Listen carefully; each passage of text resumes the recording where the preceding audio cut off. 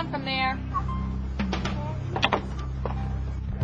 Supervising children on a playground is a very important job. If there wasn't anyone watching the children in the situation you just saw, someone could have been seriously injured. Unfortunately, many children do get hurt on playgrounds. In fact, according to the U.S. Consumer Product Safety Commission, nearly 200,000 children are injured due to playground hazards each year. The lack of appropriate supervision has been associated with more than 40% of all playground injuries. But if you are aware of potential playground hazards and understand good supervision techniques, you can help prevent injuries and even death.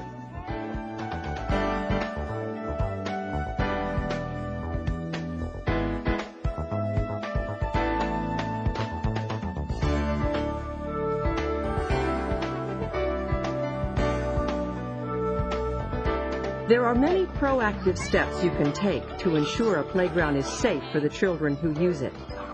This program will explain some of the most common playground hazards.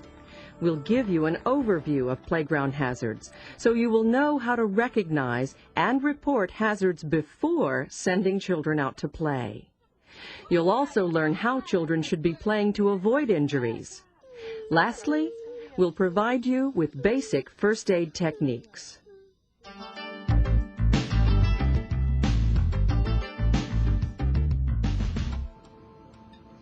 Before children are allowed on the playground each day, conduct a brief safety inspection of the play area and equipment. You may find it helpful to carry a checklist so you'll remember what to look for.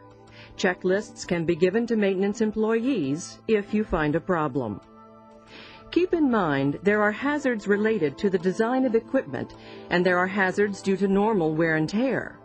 Hopefully, maintenance personnel have already inspected your playground for design-related problems and subsequently upgraded equipment and regularly conduct maintenance inspections. Let's take a look at some potential playground hazards you might find. Falls to hard surfaces such as concrete, asphalt, turf, or packed soil cause about 70% of all playground injuries. Safer surfaces for playgrounds include wood chips, fine or coarse sand, and rubber mats. Other design-related hazards include moving parts that pose pinch or crush hazards, openings large enough for a child's body to slide through, but too small for his or her head, resulting in a strangulation hazard, improperly spaced equipment, and lack of guardrails or protective barriers around platforms. Do not allow children to use equipment or play in areas of the playground you think are unsafe. If you cannot fix the problem, contact a maintenance employee or your employer. Inspect loose fill ground cover for worn spots and replace or redistribute before play begins. Check for missing pieces, loose or damaged supports, anchors, bolts, or screws. Check for rust, chipped paint, damaged or splintered wood, rough edges, and cracked or uneven surfaces. Look out for rocks, holes, and tree roots that can cause slips, trips, or falls. Ensure that metal equipment is shaded or has a protective surface on it to prevent burns.